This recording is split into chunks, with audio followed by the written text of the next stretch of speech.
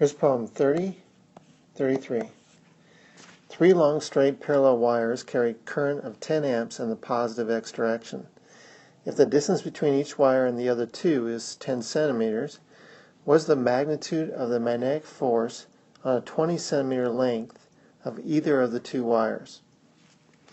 So let's imagine that the x-axis is coming out towards you, and we have these three wires with their currents respectively coming out towards you.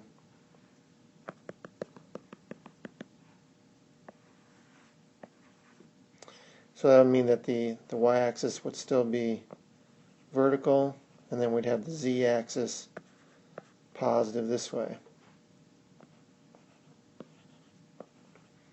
And all these are 10 amp currents, so I1 is 10 amps, I2 is 10 amps,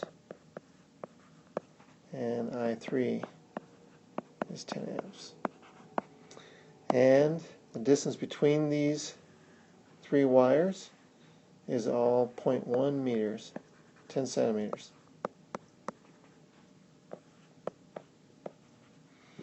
So we have a formula for the force between two wires, and that is that the force per length is equal to mu naught current 1, current 2 over the 2 pi times the distance between the wires. So that would mean that the force between those two wires would be equal to mu naught I1, I2 times the length of the wire in consideration over 2 pi d. Well, all these wires are the same distance away and they all have the same currents. So the force that we're talking about between these wires is equal to mu naught I times L over 2 pi d, which is going to be 4 pi times 10 to the minus 7 times current 10 amps times another 10 amps times the length of 20 centimeters, 0.2 meters, over 2 pi times the distance between the wires, which is 0.1 meters, 10 centimeters.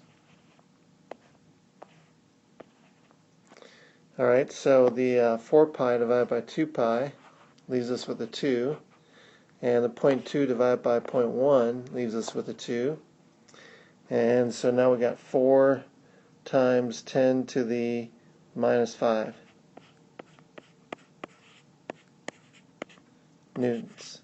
So that is the force between any two wires. Well, let's look at the forces on one of these wires in particular. If we look at wire I2 here, there's going to be an attractive force between wire current I2 and current I1. Let's call it F1. And there will be an attractive force between I2 and I3. Let's call it F2. So we want to find the addition of these two forces vectorially, realizing we have an equilateral triangle, so this angle here is 60 degrees.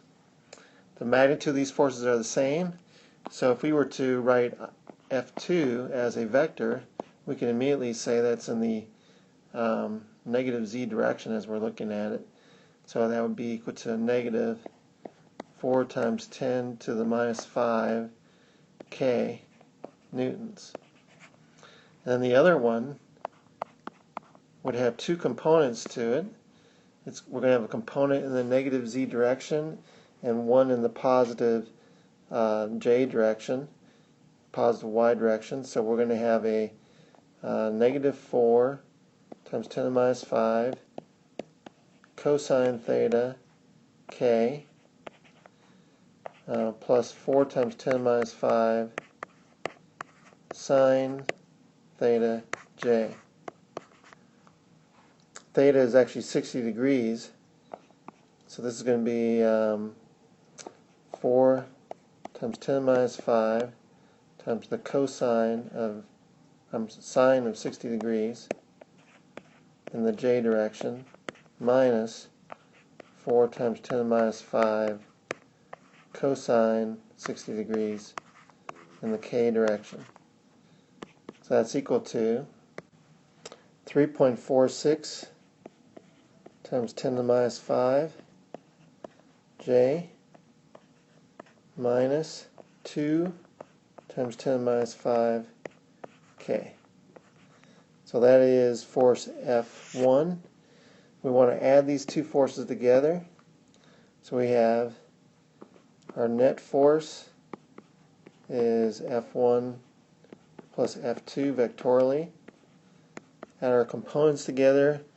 We have just the J component, so that's going to be 3.46 times 10 to the minus 5. And if we add the two K components, we're going to have a negative 2 plus a negative 4, which is going to give us a negative 6 times 10 to the minus 5.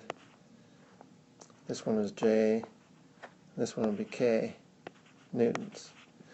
We want to find the magnitude of this force, so we'll square the components, add them together, take the square root. So that's going to be 3.46 squared plus a negative 6 squared, all this square root times 10 to the minus 5. And that is 6.93 times 10 to the minus 5 newtons. So that is the magnitude of the force on one of these wires, 6.93 times 10 to the minus 5 newtons.